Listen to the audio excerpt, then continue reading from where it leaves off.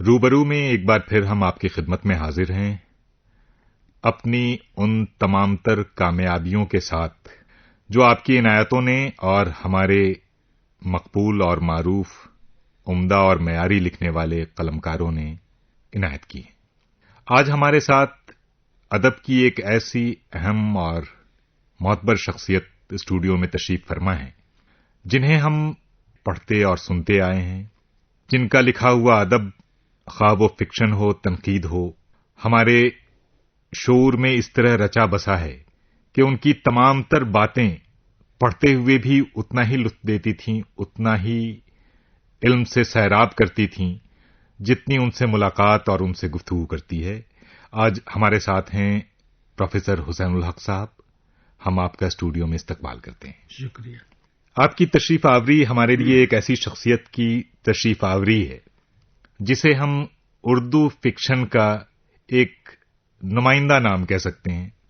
ہر چند کے آپ نے کم و بیش 24 کتابیں لکھی ہیں جن میں فکشن بھی ہے، تنقید بھی ہے اور دوسرے علوم بھی ہیں۔ میں یہ چاہتا ہوں کہ حسین الحق ایک فکشن نگار کی حیثیت سے آج اس دنیا کو کیسے دیکھ رہا ہے، پہلے ہم شروعات اسی سے کریں۔ اصل میں مسئلہ دو طرفہ ہے۔ جی، تخلیق کار اس دنیا کو پہلی مرتبہ اپنی نظر سے دیکھنے کی کوشش کرتا ہے، لیکن دنیا بھی اپنے انداز سے اپنے کو تخلیق کار کے سامنے پیش کرنے کی لگاتار کوشش کرتی۔ تخلیق کار کا جو بنیادی مسئلہ ہے وہ یہ ہے کہ اپنی نظر اور ادھر سے جو کچھ ہمارے سامنے رکھا جا رہا ہے، ان دونوں کے درمیان ایسا وہ جو تخلیقی وقفہ یا تخلیقی ویکیوم ہے اس کو تخلیق کار کیسے پر کرے۔ تو اس لحاظ سے میں نے آج کی دنیا کو جس انداز سے محسوس کیا اس میں پہلا لفظ بدلاؤ کا ہے۔ سوات ایک تغیر کو ہے زمانے میں۔ میں نے جب ہوش سنبھالا اور وہاں سے آج تک کا یہ سفر میں کر تو گیا، لیکن وہ جو ایک شعر ہے کہ طویل سفر تھا یہ طے ہوا کیسے، تیرے بغیر یہاں تک میں آ گیا کیسے۔ واہ!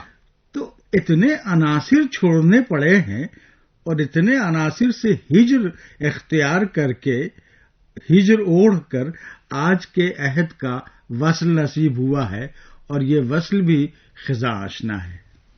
کیا کہنے، اس خزاں آشنا وصل کے حوالے سے نوجوانوں کا ایک امبوہ ہے، میں امبوہ بہت مثبت معنوں میں استعمال کر رہا ہوں، جو اس وصل کے لمحے کو، جو ادب سے ان کا وصل ہے، جو شاعری سے ان کا وصل ہے، اس کو زندہ جاوید بنا رہے ہیں۔ تو یہ جو نوجوان اب ادب میں آ رہے ہیں، میں آپ کے ساتھ اور آپ کے بعد والی نسل پر بعد میں بات کروں گا، اب جو نوجوان ادب میں آ رہے ہیں ان سے ہمیں کتنی امیدیں رکھنی چاہیے اور وہ امیدیں کس حد تک کامیاب ہو سکتی ہیں آپ کے خیال سے؟ میں جب اس نئی نسل کو دیکھتا ہوں تو میرے اندر ایک قسم کا گریہ، ایک قسم کی رقت پیدا ہونے لگتی ہے، خوشی سے، خاص طور پر ان مراکز میں جہاں جامعات ہیں اور جہاں مختلف ادارے ہیں جن سے آج کی نئی نسل جڑی ہوئی ہے، اور وہ علوم و فنون کو اور ادب کو اور تخلیق کو اور تنقید کو، تحقیق کو سمجھنے کی کوشش کر رہی ہے۔ تو اس میں جس سے بھی ملا تو اس کے اندر اب یہ ظاہر ہے کہ وہ آج کے میدان میں آگے آیا ہے تو اسے اس کی بھی تلاش ہے کہ میری تھیسس کب مکمل ہوتی ہے، مجھے نوکری کب ملے گی، اور میں کس طرح سے اپنے گھر کے لیے بوجھ نہیں رہوں گا۔ لیکن اس کے باوجود اس کے اندر جو ایک تقلیبی صورتحال، تقلیبی مرحلہ لگاتار جاری ہے، اور وہ مسلسل چیزوں کو اپنے انداز سے دیکھ کر پازیٹو انداز میں سمجھنے کی کوشش کر رہا ہے، علم و فن کے مختلف گویا شعبہ جات کو، وہ بہت خوش آئند بات ہے۔ یہ نئی نسل کی حوصلہ افزائی کے لیے کہے گئے الفاظ بیش قیمت ہیں۔ ایک نسل جاتی ہے اور دوسری آتی ہے، ادب میں بھی یہ سفر چلتا رہتا ہے اور دنیا بھی اسی طرح سے، اسی انداز سے ڈھلتی رہتی ہے۔ آپ نے جب لکھنا شروع کیا اس وقت جو لوگ عروج پر تھے انہیں آپ نے دیکھا، سنا، پڑھا، تو آپ کو جو ترغیب ملی وہ اپنے پڑھے ہوئے ادب سے ملی، کسی شخصیت سے ملی، یا اس کے کچھ اور اسباب تھے؟ پہلی ترغیب تو شخصیات سے ملی. میں جس شہر کا رہنے والا ہوں، سہسرام کا، وہاں کی فضا ادبی اور شعری تھی، اور اس میں میرے والد نازش سہسرامی اور کیف سہسرامی اور مانوس سہسرامی اور مہجور شمسی، یہ سب لوگ بڑے اچھے اور پائے کے شعراء میں تھے اور مشاعرے ہوتے تھے. تو ایک ذہنی فضا تو پہلے یہ بنی. اس کے بعد جب پٹنہ آئے تو علامہ جمیل مظہری، اختر الرینوی، سہیل عظیم آبادی، مورخ حسن عسکری اور قاضی عبدالودود، ان سے تو خیر کم رہا، اس لیے کہ تحقیق میرا شروع سے کوئی بہت پسندیدہ میدان نہیں رہا. جی. لیکن کلیم صاحب، تو ان سب لوگوں کو جب سننے کا موقع ملا، سہسرام کی شخصیتوں کو دیکھا، ان میں سے بہتوں کو سنا اور بہتوں کو دیکھا. اختر الرینوی صاحب اور جمیل مظہری صاحب کو ہم نے برتا یا ان لوگوں نے ہم کو برتا، وہ ہمارے اساتذہ تھے، لیکن یقیناً یہ لوگ آہستہ آہستہ آئیکن ہوتے گئے ہمارے لیے. سہسرام میں ایک آئیکن اس زمانے میں ہمارے استاد حسن آرزو صاحب ہوا کرتے تھے، تو کچھ آئیکن بنا اور کچھ گویا ماڈلز کے طور پر ہمارے سامنے آئے. تو یقیناً جو ہم سے پہلے کے بزرگ تھے، اور پھر تخلیق کاروں میں ہم سے پہلے والوں میں مظہر عوام صاحب تھے اور سلطان اختر صاحب تھے، تو ان لوگوں کو بھی دیکھنے اور سمجھنے، اور سب کی اپنی ذاتی خامیاں بھی سامنے رہیں اور خوبیاں بھی سامنے رہیں، اور ان سے وہ خذ ما صفا دا ما قدر، اچھا لے لو برا چھوڑ دو، حسب توفیق اس سے استفادہ ہوا. آپ نے جو کئی نام لیے جو ساسرام سے بھی منسوب ہیں، اور آپ کے پٹنہ منتقل کر جانے کے بعد پھر وہاں جو حضرات تھے، ان میں زیادہ تر نام شاعروں کے ہیں، اور شاعری ویسے بھی اردو والوں کا پہلا عشق ہے. تو آپ کی طبیعت فکشن کی طرف راغب ہوئی، اس کے پیچھے کیا وجوہات رہی ہوں گی؟ پہلی بات تو یہ عرض کر دوں کہ میں یہ مانتا ہوں کہ جسے شاعری کا علم نہیں ہے وہ پورا فنکار نہیں ہو سکتا. میرے نزدیک شاعری فکشن سے بڑی چیز ہے، باوجود اس کے کہ میں فکشن نگار ہوں، لیکن شاعری فکشن سے بڑی آپ لکھتے بھی رہے ہیں، آپ نے شاعری پر تنقید بھی لکھی ہے اور آپ نے ان چیزوں کا ذکر کیا ہے. فکشن کی طرف جھکنے کا سبب ہوا ہمارا دوست شفق. میں ابھی ان کا نام لینا چاہ رہا تھا، لیکن میں چاہ رہا تھا یہ آپ کی زبان سے آئے. یہ اس کا دادی حال اور میرا نانی حال پڑوسی تھا، تو ہم دونوں دوست ہوئے. پھر وہ فکشن پر چیزیں لانے لگا، اور خاص طور پر جاسوسی دنیا اور رومانی دنیا. تو اس زمانے میں ہم لوگ 4 آنے پر لاتے تھے، اور 2 آنا وہ دیتا تھا، 2 آنا میں. ہاں، اس سے پہلے ایک بات اور بتا دوں. جی. ہمارے چھوٹے ماموں قسیم الدین احمد صاحب مرحوم، ان کی لائبریری میں جاسوسی دنیا کی کتابیں پڑی ہوئی تھیں. تو ایک مرتبہ ہم نے ایسے ہی کھول کے دیکھا، تو دیکھ رہے ہیں کہ حمید، فریدی، عمران، سنگھی اور فنچ اور کیا کیا کردار، تو مطلب قاسم انور، ایک دم لگا کہ ایک عجیب سی فضا میں چلے گئے. اور اب میں چوری چوری ان کی الماری کھول کر وہ پڑھنے لگا. ادھر شفق کی بھی توجہ. نتیجہ یہ کہ ہم لوگ یہاں سے آہستہ آہستہ فکشن کی طرف آگے بڑھے ہیں. جی. یہ جو بنیاد ہے، یہ کئی اردو والوں نے، اردو کے مشاہیر نے یہ اعتراف کیا ہے کہ اردو میں ان کی دلچسپی بنیادی طور پر ابن صفی کو پڑھنے سے ہوئی. تو واقعی یہ ایک ایسا معاملہ ہے جو کم و بیش اس زمانے کے تمام لوگوں نے اسے پڑھا اور محسوس کیا کہ ابن صفی کی تحریروں میں وہ دلکشی ہوتی تھی، اور قارئین کو باندھے رکھنے کی جو صلاحیت ہوتی ہے، ریڈیبلٹی جسے ہم کہتے ہیں، وہ ان کے ہاں اتنی تھی کہ ایک روز میں کئی بار 2-3 ناول تو میں خود بھی پڑھ لیتا تھا. تو یہ جو فکشن کی طرف آپ کا ذہن بنا، اور شفق صاحب کا آپ نے ذکر کیا، انہوں نے بہت عمدہ افسانے بھی لکھے. کانچ کا بازیگر سے وہ کافی جانے جاتے تھے. اس کے بعد بھی افسانے میں اس زمانے میں آپ کے اور بھی بہت سارے بڑے نام تھے. تو ان بڑے ناموں میں کون سا بڑا نام ہے جو اگر میں کہوں کہ آپ اس ایک نام کے حوالے سے اگر اس عہد کو چاہیں کہ جانا جائے تو وہ نام کون سا ہو سکتا ہے؟ یعنی بھائی مجھے ایک ہی نام اس نے مبہوت کیا، راجندر سنگھ بیدی۔ جی۔ بعد میں منٹو کو میں نے پڑھا، لیکن بیدی کے اسلوب نے، بیدی کے بیانیہ نے جب طرح سے باندھا۔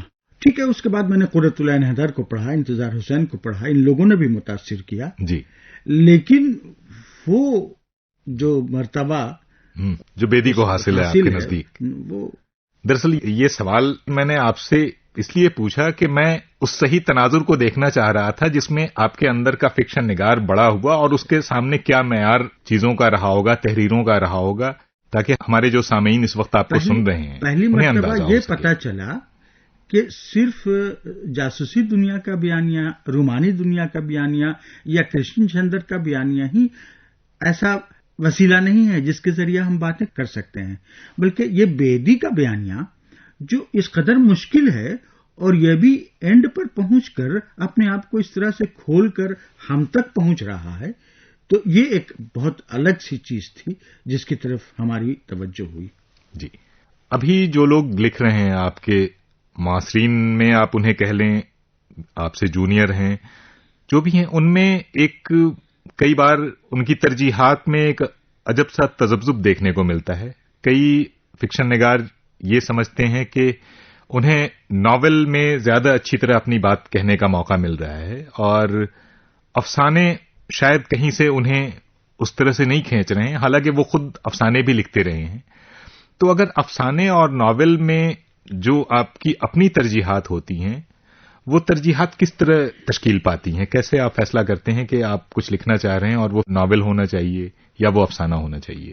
میں نے محسوس کیا، شاید میں بھی انہی میں شامل ہوں، میں ظاہر ہے کہ اپنے عصر کا حصہ ہوں، یہ سمجھ رہے ہیں کہ کچھ اور لوگوں کو متاثر کرنے کے لیے کچھ زیادہ حجم میں اپنے ادب کو اور اپنے بیانیہ کو سامنے لانا ہوگا، لیکن مشکل یہ ہے کہ ہمارے پاس گڈریا، آنندی جیسے افسانہ نگار موجود ہیں اور بنارس کا ایک رائٹر علی مسرور بہت دیر کر دی، جی، اپنے ایک ناول کے ساتھ موجود ہے۔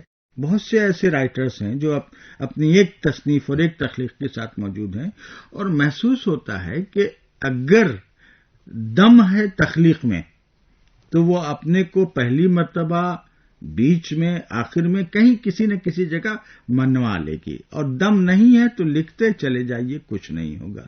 یہ دم شعوری کوشش سے نہیں حاصل ہوتا، اس کے لیے آپ کے اندر تخلیقی وفور کا ہونا اور مزید برآں اس ریاض کا ہونا جس کا فن تقاضا کرتا ہے، دونوں کا ہونا ضروری ہے۔ اگر دونوں چیزیں جمع ہوں گی تو یہ گویا کامیاب بیانیہ اور کامیاب فکشن سامنے آئے گا۔ میرے ہم عصروں میں ایک چیز اور ہے سامنے، اب جیسے پیغام آفاقی تھے، انہوں نے ناول ہی لکھا، انہوں نے افسانے بہت کم لکھے، بہت کم، بالکل ابتدائی دور میں جو لکھے تھے وہی۔ تو اس لیے ان کو یہ کہا جائے گا کہ انہوں نے اپنے بیان کے لیے اسی جنر کو صحیح سمجھا، لیکن مجھ جیسے لوگ جو افسانے لکھ رہے ہیں، لکھ سکتے ہیں، وہ ناول پر ناول لکھیں اور ناول کامیاب نہ ہو تو پھر سوال اٹھے گا کہ پھر اتنا طویل بیانیہ کیوں آپ قاری کو دے رہے ہیں؟ آپ اس کو سمیٹ کر مختصر انداز میں کیوں نہیں بیان کر سکتے؟ میرا مسئلہ صرف ایک ہے، جو فکر افسانے میں بیان کرنے کے لیے آتی ہے وہ ایک الگ فکر ہوتی ہے، وہ لمحہ ہوتا ہے، وہ صورتحال نہیں ہوتی ہے۔ افسانے اور ناول کا تو یہی بنیادی فرق ہے کہ افسانہ ایک لمحے کا کلوز اپ لیتا اور نظم ایک لمحے کو محسوس کر لیتی ہے، لیکن ناول تو ایک بڑی صورت احوال کو بیان کرتی ہے، اس لیے جب آپ کے ذہن میں وہ پوری مکمل صورتحال ہو تو بیان کیا جائے، ورنہ 100 صفحے یا 150 صفحے کے ناول اگر لکھا آپ نے تو ایسا محسوس ہوتا تھا کہ آپ ایک طویل افسانہ لکھ سکتے تھے لیکن آپ نے اسے ناول بنا دیا۔ آپ کے پاس اتنا وقت نہیں تھا کہ اسے ایڈٹ کر سکیں، اسے اچھی طرح اس کے ساتھ وقت گزارنا ہوتا ہے، وہ کر سکیں۔ تو ظاہر ہے ہمارے بہت سارے جو دوست ہیں، جو فکشن نگار ہیں اور جو ہمارے سننے والے ہیں، وہ بھی ان باریکیوں کو اب بہتر طور پر سمجھ سکیں گے. آپ نے افسانوں پر بھی لکھا ہے، فکشن پر بھی اور شاعری پر بھی، بلکہ ابھی افسانے کے ساتھ نظموں کا بھی ذکر آیا. تو نظموں میں ہم دیکھتے ہیں کہ اختر الایمان کے بعد اختر الایمان جیسا کہنے سے شاید بات کی شاعری پر ایک ظلم ہو، یعنی ہم یہ کہہ سکتے ہیں کہ کچھ اہم نظموں کا سلسلہ اس طرح سے نہیں بنا، شاعروں کے ساتھ نظموں کے نام کے ساتھ شاعر نہیں اس طرح سے جانے گئے جیسے اختر الایمان جانے جاتے تھے. تو یہ تقریباً 30 سال 40 سال کا عرصہ ہے. اس کے کیا اسباب ہو سکتے ہیں؟ ساری توجہ غزل پر مرکوز ہونے کے پیچھے کیا اسباب ہیں؟ حالانکہ یہ پہلے بھی ہوتا رہا ہے، یہ کوئی نیا فینومینا نہیں ہے، لیکن نظم نگار ہمارے پاس پہلے بھی رہے تھے، وہ چاہے نظیر سے لے کے اب تک ہم دیکھیں خال خال ہی سے ہی کم ہوا کرتے تھے لیکن ہوتے تھے. میں نے اس مسئلے پر غور کیا تو ایک عجیب سی بات پائی. آزادی کے بعد ہندوستان میں، اور جو لوگ ہندوستان میں نہیں رہے مہاجر کہلائے، جی، شاعری دونوں طرف ہوتی رہی. عام طور پر یہ بات اب تک کہی جاتی ہے کہ وہاں اچھی شاعری ہوتی ہے، وہاں اچھی غزل کہی جاتی ہے. تو اس کی بنیادی وجہ تو یہ ہے کہ جو تڑپ وہاں ہے مٹی کی محبت میں قرض چکانے کی وجہ سے یا نہ چکانے کی وجہ سے، تو وہ ان کو تڑپاتی رہتی ہے. یہاں کا معاملہ یہ ہے کہ یہاں جو لوگ ہیں یہ ایک طرح کی وحشت کے اسیر ہیں. یہ کرنا چاہتے ہیں، کوئی طاقت ہے جو نہیں کرنے دیتی ہے. یہ سوچنا چاہتے ہیں، کوئی طاقت ہے جو نہیں سوچنے دیتی ہے یا دوسری طرح سوچنے پر مجبور کرتی ہے. کوئی کشمکش ہے جس میں یہ گرفتار ہے مگر اس کا اظہار نہیں کر پا رہے ہیں. تو نتیجہ یہ کہ وہ جو کلیم الدین احمد نے کہا تھا کہ غزل نیم وحشی صنف سخن ہے، وہ وحشت غزل کی طرف متوجہ ہونے کا زیادہ سبب بن گئی. جی، اور اب اس کا نتیجہ یہ ہوا کہ ذہن میں جو ٹھہراؤ، جو ارتکاز، اپنے بیان پر کنٹرول کرنے کی، قابو پانے کی طاقت جو غزل میں دوسرے انداز میں سامنے آتی ہے اور نظم میں دوسرے انداز میں سامنے آتی ہے، وہ بعد کے نظم نگاروں کو بہت کم حاصل ہوئی، اس لیے کہ ان میں سے زیادہ تر وہ تھے جو غزل بھی کہہ رہے تھے. اب آپ نے اختر الایمان کا نام لیا، اختر الایمان نے غزلیں نہیں کہیں. جی، تو اختر الایمان نے یہ کیا کہ بڑی سنجیدگی اور بہت ہی خلوص کے ساتھ اور محنت کے ساتھ وہ نظم سے جڑے رہے. تو نظم نگار کو نظمی کہنا ہوگا. یہ نظم اور غزل دونوں نہیں چلے گی، کیونکہ غزل کا اسلوب نظم کے اسلوب سے بالکل الگ ہے. غزل کی تشبیہیں اور علامتیں بھی اختر الایمان نے تو ان سے الگ تشبیہیں اور علامتیں استعمال کی. تو اس فرق کو سمجھ کر نظم کو سمجھنے اور برتنے کی کوشش کرنی ہوگی. اب رہی بات ہے کہ اختر الایمان کے بعد ہندوستان میں کچھ لوگوں نے، بلراج کومل صاحب نے، جی، امیر خنفی صاحب نے، بعد کے دنوں میں عین تابش ہیں. عین تابش کا بھی مسئلہ وہی ہے، غزل بھی اچھی کہتے ہیں اور نظم بھی اچھی کہتے ہیں. میں سمجھتا ہوں کہ ان کو نظم کہنا چاہیے، غزل کی وجہ سے ان کی نظم پر اثر پڑ رہا، مگر تخلیق کار تو اپنی دھن میں گم رہتا ہے. تو یہ تو تھوڑا سا اپنے آپ کو سمیٹنا پڑے گا.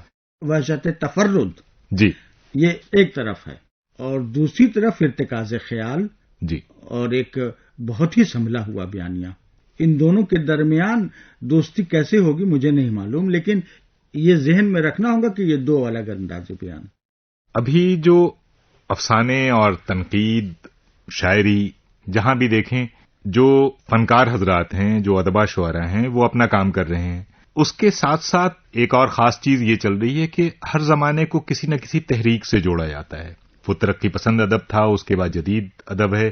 تو یہ تفریق کیا ادب پر کوئی یا تخلیقی عمل پر کوئی واضح اثر ڈالتی ہے، یا یہ صرف اصولی چیزیں ہیں جو کاغذوں اور کتابوں میں ہیں اور ان کا ادب کے ساتھ کوئی ویسا ڈانڈا نہیں ملتا؟ آج کی تاریخ میں ہم لوگ یہ بات کر رہے ہیں، آج تو دوسری صورتحال ہے، لیکن جدیدیت رجحان تھی، ترقی پسندی تحریک تھی، کمیونزم تحریک تھی، فرانس میں سمبلزم بھی تحریک تھی، اور رشیا میں بعد میں وہ جو رشیا سے گئے ہوئے لوگوں نے 2 اسکولز بنائے تھے ان کے ہاں بھی رجحان تھا، مگر ایک دوسری تحریک کے رد عمل کے طور پر وہ رجحان تھا۔ یہ وہ زمانہ تھا جو ادبی تحریکوں کے حوالے سے جانا جا رہا تھا، اور شاید ارسطو اور افلاطون کے بعد یہ پھر ایک زمانہ تھا جس میں ادبی تحریکیں آدمی پر کچھ اثر ڈال رہی تھیں، یقیناً ڈال رہی تھیں۔ اس سے پہلے مذہبی اور سیاسی تحریکوں کا اثر تھا، اور ان سب میں نظریے یا ڈائریکشنز تھے، رجحانات میں ڈائریکشنز تھے، نظریہ نہیں تھا۔ تو یہ اثر ڈالتے ہیں، اس لیے کہ ان کے ذریعہ آدمی کا مائنڈ سیٹ تو بہرحال بدلتا ہے، لیکن یہ عام آدمی پر، مڈل کلاس پر اثر ڈالتے ہیں۔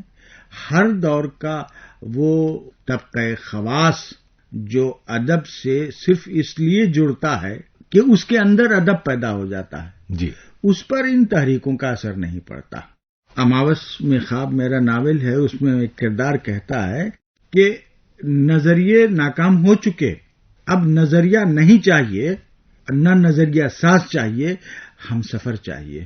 تو یہ دور ساتھ چلنے کا ہے، اور ایک طرح سے کہہ لیجئے کہ یہ دور امتزاجی دور ہے، سنتھیسس کا دور ہے، جس میں پچھلے تمام نظریے اور تمام تحریکات و رجحانات اپنی بہتر صورتحال کے ساتھ ہمارے سامنے آتے ہیں، اپنے بہتر عناصر کے ساتھ، اور اچھا تخلیق کار اس میں سے اچھے عناصر چنتا ہے۔ ایک مرتبہ فاروقی صاحب نے لکھا ہے ایک جگہ کہ کوئی شخص کسی استاد کے پاس گیا کہ میں شاعری کرنا چاہتا ہوں، تو استاد نے کہا کہ حافظ کے 1000 اشعار یاد کر کے آؤ۔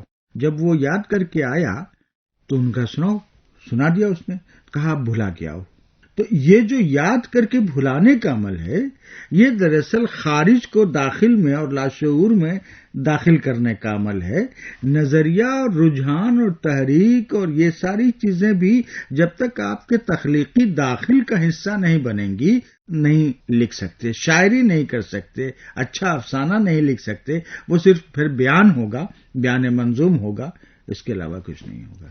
کم و بیش 55 سال آپ نے ادب کو دیے۔ آپ کو بہار اردو اکیڈمی، بنگال اردو اکیڈمی اور کئی اداروں نے ابھی آپ کو غالب ایوارڈ سے نوازا۔ تو انعامات اور اعزازات کا لکھنے والے کے اپنے تخلیقی جوہر سے ایک رشتہ ہو نہ ہو، لیکن زمانے کو لگتا ہے کہ اس سے فرق پڑتا ہے، اور جنہیں ایوارڈ ملا وہ بہت اہم لوگ ہیں اور یقیناً وہ بہت اچھا لکھتے ہیں۔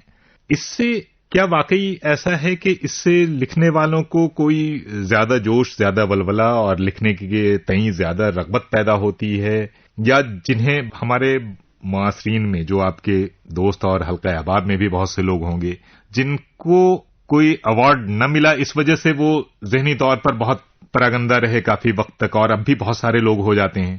تو کیا یہ انعامات اور اعزازات اتنے اہم ہوتے ہیں؟ آپ کو لگتا ہے کہ کسی ادیب کے ایکنالجمنٹ کے لیے، اس کے اعتراف کے لیے کسی ایوارڈ کا ہونا ضروری ہے؟ عام صورتحال کچھ ایسی ہی ہے، لیکن میں چیزوں کو دوسرے انداز میں پتہ نہیں دیکھتا ہوں یا دکھایا جاتا ہوں۔ دو چیزیں بہت شروع سے میرے لاشعور میں داخل ہوئیں، ایک ادب برائے ادب، جی، اور ایک تصوف کی تعلیم، عمل بغیر حرص اجر۔ جی، واقعی کام کرو، اجر کا لالچ مت کرو۔ جی، مجھے لگتا ہے کہ مجھے لکھنے کے لیے کہا گیا ہے، اور میرے ذہن میں کچھ چیزیں ڈالی جاتی ہیں، دیکھو یہ ہے، اس کو لکھو، یہ ہے، اس کو لکھو، اور میں لکھتا ہوں۔ یہ ویسا ہی عمل ہے جیسے لوگ پوجا کریں، عبادت کریں، تو یہ اس لیے نہ کرتے ہیں کہ بھئی کریٹر نے کہا ہے کہ کرو۔ جی، اب جو کام کرنے کو کہا گیا وہ کر لیا تو کام ختم ہوا۔ جی، ادب برائے ادب جو میں نے کہا، اس لیے نہیں کہ میں زندگی سے کٹا ہوا آدمی ہوں، بلکہ اس لیے کہا کہ ادب بھی اس لیے لکھا جائے کہ ادب لکھنا ہے۔ یہ بالکل پہلا عمل ہے۔ اس کے بعد ہم نے اپنے آپ کو اس پر مطمئن کر رکھا ہے، اور مطمئن ہونا چاہیے کہ ایک اچھا افسانہ اور ایک اچھی نظم ہو گئی تو گویا زندگی کا وہ لمحہ کامیاب ہو گیا، ہمیں کہیے کہ جنت مل گئی۔ یہی اصل کامیابی ہے۔ جی، جس طرح سے اللہ اپنے کچھ خاص بندوں کو پیدا کر کے خوش ہوتا ہوگا کہ اچھا یہ پیدا ہو گئے بڑے لوگ، اسی طرح سے ہمارے لیے بھی وہ لمحہ بہت اہم ہے اور وہ نعمت بہت عظیم ہے جب کوئی اچھی تخلیق ہم سے سرزد ہو جاتی ہے۔ اس کے بعد اگر یہ اعزازات و انعامات وغیرہ ملے تو ایک لمحے کے لیے یہ احساس ضرور ہوتا ہے ایمانداری سے کہ اچھا ہماری چیزوں کو لوگ بھی پسند کر رہے ہیں جی، لیکن مجھے یہ بھی احساس ہوا کہ یہ کہیں میرے لیے نقصان دہ تو نہیں ہونے والا ہے۔ جہاں ہمارے آپ کے جی میں اطمینان پیدا ہوا کہ اچھا ہاں اب ہم نے کر لیا، اب لوگ ہمیں ماننے لگے، اب ہم اچھا لکھنے لگے، تو آپ کے اندر ہی زوال شروع ہو جائے گا۔ اس لیے یہ کبھی نہیں سوچنا چاہیے کہ ہمیں جو ملا وہ اس کی وجہ سے ہم اب گویا اس قابل ہو گئے کہ اب اگر نہیں لکھیں تو بھی اور نہیں سوچیں تو بھی زندہ رہ سکتے ہیں۔ جب تک ہم زندہ ہیں ہم کو سوچنا ہے اور سوچنے کے بعد اس کا اظہار کرنا ہے، اس لیے کہ ہم پر تو یہی القاء ہوا ہے، ہمارے بقول مجروح سلطان پوری یہی وحی الہی ہمارے دل پہ اتری ہے کہ تم کو ہم نے اسی لیے نازل کیا ہے کہ دیکھو، سوچو اور اظہار کرو۔ واہ، آپ کا تعلق ایک صوفی خانوادے سے ہے، تو اس حوالے سے چلتے چلتے ایک آپ سے گزارش یہ تھی کہ یہ جو صوفیوں کے پیغام ہیں جن کے لیے ہندوستان میں اتنے عقیدت مند ہندوستان سے باہر اور اس پورے کرۂ ارض پر موجود ہیں، تو یہ جو صوفیوں کا پیغام تھا اس کو آج ہماری دنیا نے کتنا اپنے اندر انگیز کیا ہے اور ابھی اس سے اصلاح کی کتنی گنجائشیں ہیں دنیا کی اس صورتحال میں؟ دنیا نے تو اس کو بہت اپنایا۔ جی، میں تصوف کو ذرا دوسرے انداز سے سمجھتا ہوں۔ ابھی آج کا تصوف، آج کی مسٹیسزم، آج کا سنتواد یہ ہے کہ آپ اگر مسلمان صوفی ہیں تو بہت اچھے مسلمان بن جائیے، آپ اگر ہندو سادھو ہیں، سنت ہیں تو بہت اچھے ہندو بن جائیے۔ میں نہیں سمجھتا کہ یہ تصوف ہے۔ میں سمجھتا ہوں کہ تصوف تمام مذاہب کا عطر ہے۔ ہر مذہب کی اچھی بات لے کر ایک انسٹیٹیوشن خود بخود کھڑا ہو گیا اور وہ تصوف ہے، اور اس انسٹیٹیوشن نے کیا بڑا کام کیا اس کا ایک نمونہ سکھ مذہب ہے۔ جی، یعنی آدی گرو گرنتھ میں جی، حضرت بابا فرید گنج شکر کی کافیاں بھی شامل ہیں اور کون فقیر بھی ہیں۔ جی، اور کہا جاتا ہے کہ یہ جو امرتسر میں گرودوارا ہے اس کا سنگ بنیاد حضرت میاں میر قادری نے رکھا تھا۔ تو ایک ایسا مذہب جس کے بزرگوں میں مسلمان بھی ہیں اور ہندو بھی، یہ تو تصوف کا دیا ہوا ہے۔ یہ کمال ہے تصوف کا، اور شاید تصوف اسی انداز میں آگے بڑھنا چاہ رہا تھا کہ سب ایک ساتھ آ جائیں۔ بے شک، بہت عمدہ پیغام آپ کی شخصیت کے حوالے سے، آپ کی فکر کے حوالے سے اور اس ادب کے حوالے سے جو ہم پڑھتے ہیں اور آپ کے قلم سے جس کا نزول ہوا۔ ہم آپ کے بہت شکر گزار ہیں کہ آج آپ نے ہمیں اپنا بیش قیمت وقت عطا کیا۔ پھر ملیں گے۔ شکریہ۔